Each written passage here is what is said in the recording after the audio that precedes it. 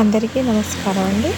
అరటికాయలు అంటే చాలామందికి ఇష్టం ఉండదు, కానీ ఈరోజు ఆహా అనిపించినటువంటి అరటికాయ ఇప్పుడు చేసుకుందాం. మన పెరట్లో అరటి చెట్లు ఉన్నాయండి, దానికి కూడా అరటికాయలు కాసినాయి. 3 అరటికాయలతో ఈరోజు క్రిస్పీగా ఉండే అరటికాయ వేపుడు ఎలాగో చేద్దాం.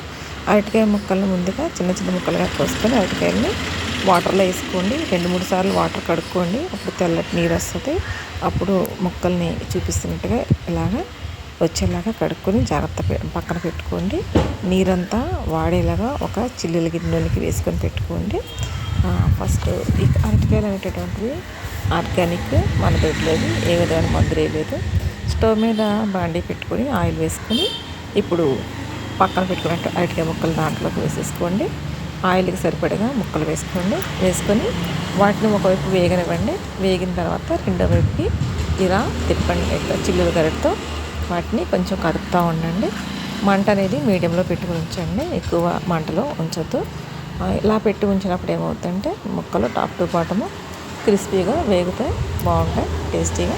నేను అరటికాయ ముక్కలుగా వేస్తున్నానండి. దీనిలో ఏ విధమైనటువంటి మసాలా యాడ్ చేయలేదు. చూసారా, గోల్డెన్ బ్రౌన్ కలర్లో ముక్కలు వేగిపోయింది. ఇప్పుడు వీటిని మనం ప్లేట్లో తీసేసుకొని పక్కన పెట్టుకుందాం. అలాగే ఎన్నిసార్లు మన ముక్కలన్నీ అయిపోయేదాకా కూడా ఇలాగ వేయించుకుందాం. మన ఛానల్ చూస్తున్న మీ అందరికీ కూడా థ్యాంక్స్ అండి. లైక్ చేయండి, షేర్ చేయండి, సబ్స్క్రైబ్ చేయండి, మరి మీ ఫ్రెండ్స్కి కూడా తెలియపరచండి. మరి ఇన్ని మంచి వీడియోల కోసం మీరు నాకు సపోర్ట్ చేస్తారని ఆశిస్తున్నాను. ఈ ముక్కలన్నిటిని కూడా ఈ విధంగా చేసిన తర్వాత ఇప్పుడు మనం ఒక బాణీ తీసుకొని దాంట్లోనికి తాలింపు వేద్దాం. ఆవాలు, జీలకర్ర, ఎండుమిర్చి, కరివేపాకు వేసి తాలింపు వేసుకుందాం. తాలింపు వేసిన తర్వాత ముందుగా వేయించి పక్కన పెట్టుకున్న ముక్కల్ని ఇందులోకి వేసేసుకొని ఇప్పుడు మనం వీటిని ఏం చేయాలంటే కరివేపాకుని కూడా ఫ్రెష్ వేసుకోవడం వల్ల మన అరటికాయలకి మంచి ఫ్లేవర్ అనేటటువంటిది వస్తుంది. వేసుకునే వాళ్ళు మసాలా కూడా వేస్తారు. మనం న్యాచురల్ కదా, అందుకని ఆర్గానిక్ న్యాచురల్ కాబట్టి మనం ఈ విధంగా తిన్నాం. ఎప్పుడు కూడా మసాలాలు తగ్గించి తింటే మనకి ఆరోగ్యానికి మంచిది. అకేషనల్గా మసాలాలు వాడచ్చు. అరటికాయ వేపులన్నిటి కూడా దీంట్లోకి వేసేసాం. మంట తగ్గించేయండి. ఒకవేళ మంట లేకపోయినా పర్వాలేదు, కొంచెం సాల్ట్ వేసుకుందాం ముక్కలకు సరిపడగా.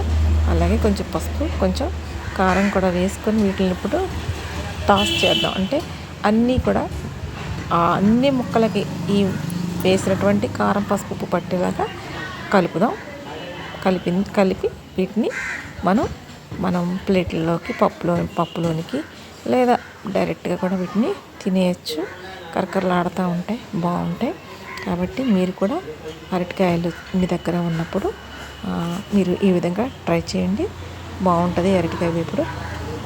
మరి చాలామంది అరటికాయలు అనేటప్పుడు తినరు, కానీ ఈసారి మీరు అరటికాయలు తినండి.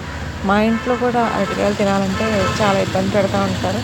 చేసినప్పుడల్లా సగం అరటికాయ వేపుడు మిగిలిపోతూ ఉంటుంది ఆయిల్లో వేసి వేయించినప్పుడు. కానీ ఈసారి అయితే ఇలా వేయించాం కదా, అందరూ తినేసారు. మీరు కూడా